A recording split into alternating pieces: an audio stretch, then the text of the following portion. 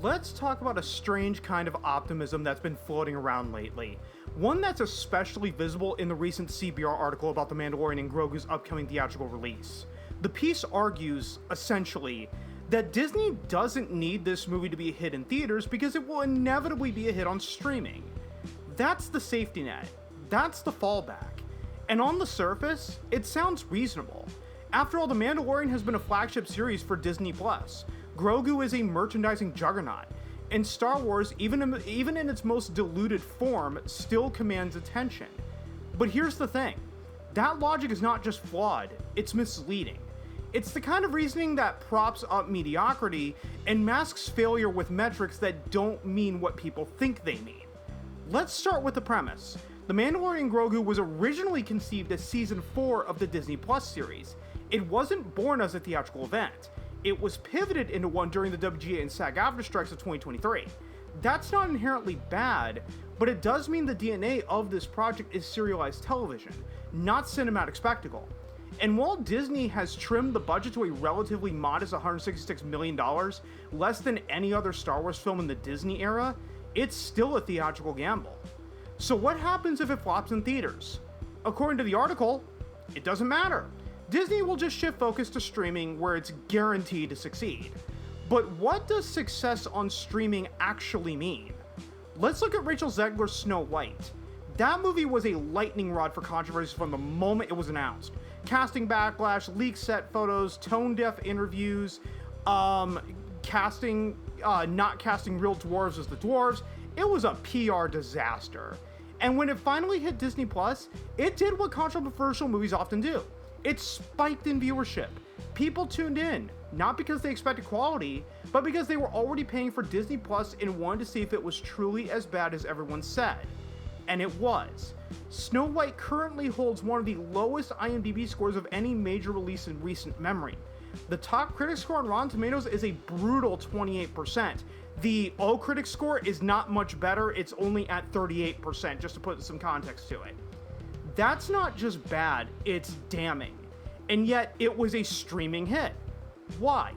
Because curiosity is cheap when you've already paid the subscription fee.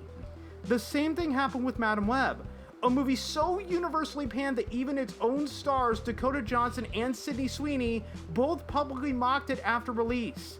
It's sitting at a dismal 11% on Rotten Tomatoes and a 4.1 on IMDb. And yet, it was one of the most watched movies on Netflix during its debut week. Again, not because people loved it, but because they wanted to see the train wreck for themselves. Streaming success in these cases is not a badge of honor. It's a rubbernecking phenomenon. It's the cinematic equivalent of slowing down on the highway to gawk at a wreck. And just like that wreck, once the initial curiosity fades, the movie disappears from cultural relevance. You know what else was a streaming hit, just to really put this into context? A Nymphoid Barbarian and Dinosaur Hell. It's okay if you've never heard of the movie, it's a trauma movie. Okay, that movie was the most streamed title on Hulu on March 2nd, 2010. Trauma has proudly printed that fact on every DVD release since then.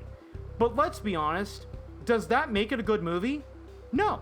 It's got a compelling title, sure, and that's what will get people interested to watch it, but personally, I tried watching it myself, and I couldn't get past the first 20 minutes. Not because it was low budget, I knew what I was getting into, it was a trauma movie, but because it was just boring.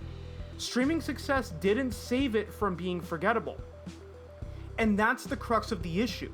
When people use streaming metrics to quote-unquote own the naysayers, they're being intellectually dishonest. They're conflating curiosity with quality. They're mistaking passive viewership for cultural impact. Most people will tune in once, maybe twice, but unless the movie has real staying power, unless it resonates, it dies quickly. Streaming platforms are graveyards of forgotten content. Remember War Machine with Brad Pitt? That was a Netflix original movie released in 2016. It had a moment, then vanished. Triple Frontier with Charlie Hunnam, Ben Affleck, and Oscar Isaac? Same story. Palm Springs with Andy Samberg? A Hulu original movie that made a splash, then by and large faded. These aren't bad movies necessarily, but they're ephemeral. They don't linger. They don't shape discourse. And that's the danger of relying on streaming as a fallback. It's not a place where movies thrive. It's a place where they go to be consumed and forgotten. K-pop Demon Hunters is the exception, not the rule.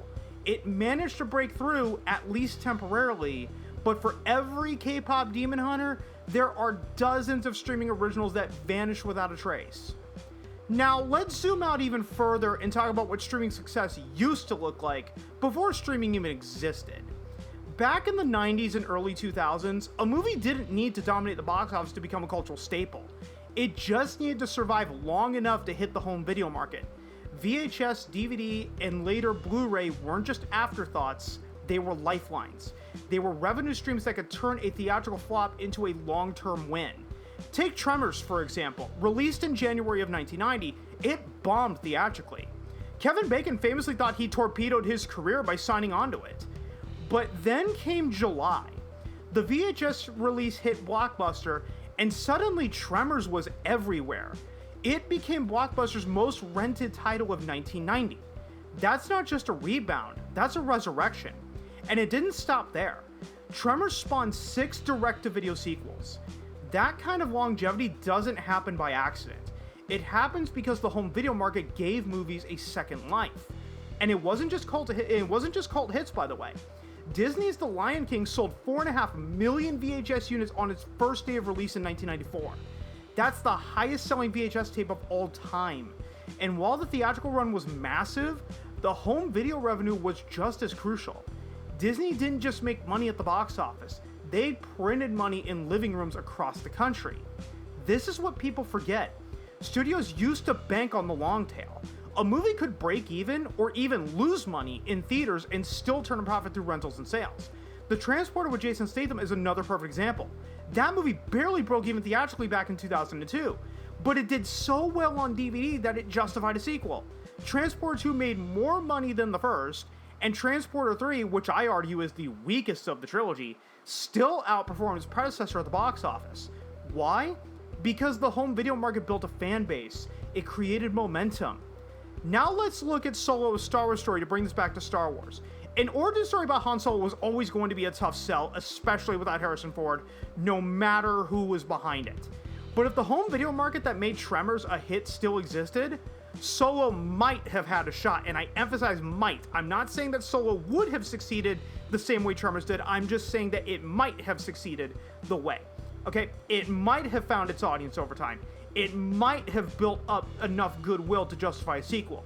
Instead, it was labeled a failure and quietly shelved. Streaming doesn't offer that kind of redemption arc. There's no long tail. There's no secondary revenue stream. People pay one fixed price per month and that's it. Whether they watch one movie or 100, the studio sees the same return. And that changes the calculus. It means that unless a movie drives subscriptions or dominates the cultural conversation, it's disposable. Streaming success is fleeting. Home video success was enduring. One was built on curiosity, the other was built on commitment. One was passive, the other was active. You had to go to the store, you had to rent the tape, you had to buy the DVD. That kind of engagement meant something. It meant you were invested. Today, you scroll, you click, you watch, and then you forget. So when people point to streaming numbers as proof of quality, they're missing the bigger picture. They're ignoring the era when movies earned their place in pop culture through repeat viewings, word of mouth, and physical media. They're forgetting that success used to be more than just being the most clicked title on a Tuesday. Streaming is convenient, but convenience doesn't build legacy. It doesn't build franchises, it doesn't build trust. And that's why The Mandalorian and Grogu can't afford to flop theatrically. Because if it does, and all it has to fall back on is streaming, it won't be a win, it'll be a warning.